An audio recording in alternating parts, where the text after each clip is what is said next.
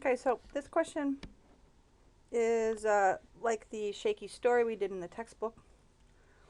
But this is a variation. Instead of having the people married, they're not. But you've just attended a computer science conference, something I've done, and I never imagined I would be doing because I was a mathematician. But anyway, there are these cute little things that they were giving out. Of course, this is not the kind I received. I received a boring looking one that just had a logo on it. But anyway, these are these cute little things, and then when you click them together, they're just little USB data things. They have a USB attached to a key, and then a little lamp right here, little LED. And when you high four, see there's 4 fingers instead of 5. When they high four each other, the little hands glow to tell you that the information has been transferred. And it's equivalent to exchanging an electronic business card.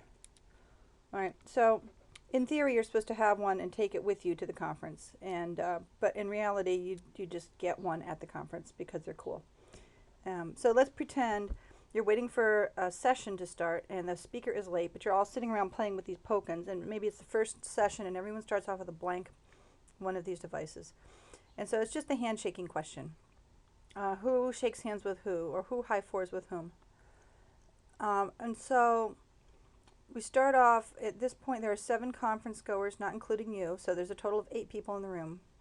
You guys play with your Pokens. After a while, you do this interview on everybody else. So you're not telling us how many high fours you did, but you know how many high fours everybody else did, and you're supposed to reverse engineer how many you did. Okay, so there were a total of 8 conference goers.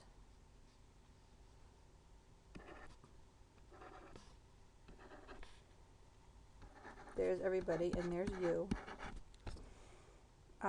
After a while, you ask how many Poken contacts everyone had. 4 of the people in the room were completely connected to everyone else. So 4 people had a degree 7,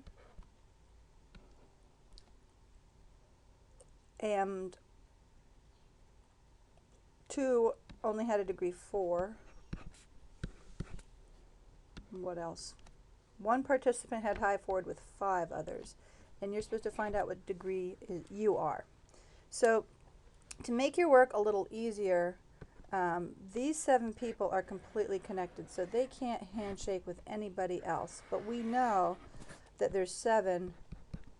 Let's just make this little notation to mean that, I'm sorry, each of these, instead of 7, that means they're connected to those people with 7s. So they have 4 connections each. There we go. This guy too, which is you. You have 4. Okay, so that's what I'm drawing in lieu of drawing all those edges. Okay? Right. Now what? So these guys with the 4s are no longer admissible because they're fully connected, leaving exactly 1 connection between you and the guy with 5. So you have degree 5, or you could say it in the parlance of the question, you high forward with 5 other people. And the way you would show all your work is first the people connected fully can't participate anymore.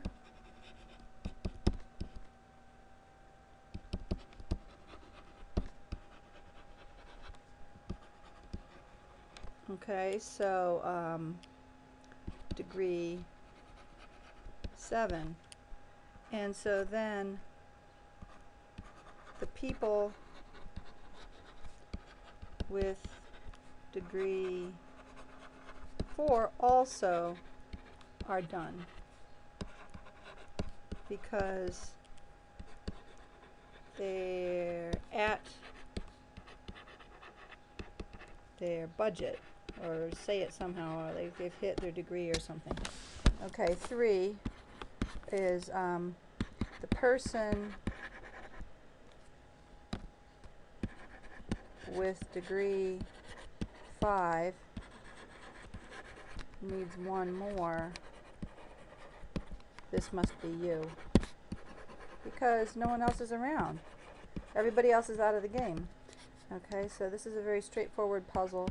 So you have degree 5 also, just like that other guy. Okay, we had other examples in class that we did. Let me pause for a second. Okay, we had a problem similar to this. Let's say we had, these are the degrees already labeled. For lack of a better way to organize them, it's better to organize them from smallest to largest and then put you in the middle of the circle at the end of that loop. But it doesn't much matter. All right, so these guys with 6 connections are fully connected to everybody else. They're fully connected. So I can just block them off. All right. But that means they're giving a contribution of 3 to everybody. Okay, step 1, these guys are full. And step 2, this guy is now full. Now what do we have? We have these guys need 5, but they only have 3. They have nowhere else to get their handshakes but from each other and you. So that forces there to be a triangle here that's required. Otherwise, they can't get their counts, which means you have 5 also.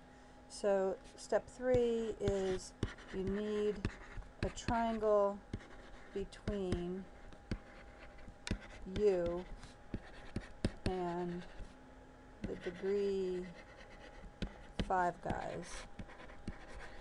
Okay, so you have degree 5. Okay, I think that this is probably all the strategy you're going to need. I mean, it's the same kind of strategy. Sometimes you have to go a couple levels down, but that's the way the logic works. So if you know, on your paper, you can lay everything out. You can either number them like this or what did I do up here? Anyway, I don't know what I did. Anyway, yeah, just number the steps so I see your logic. Okay, hopefully that is helpful to somebody.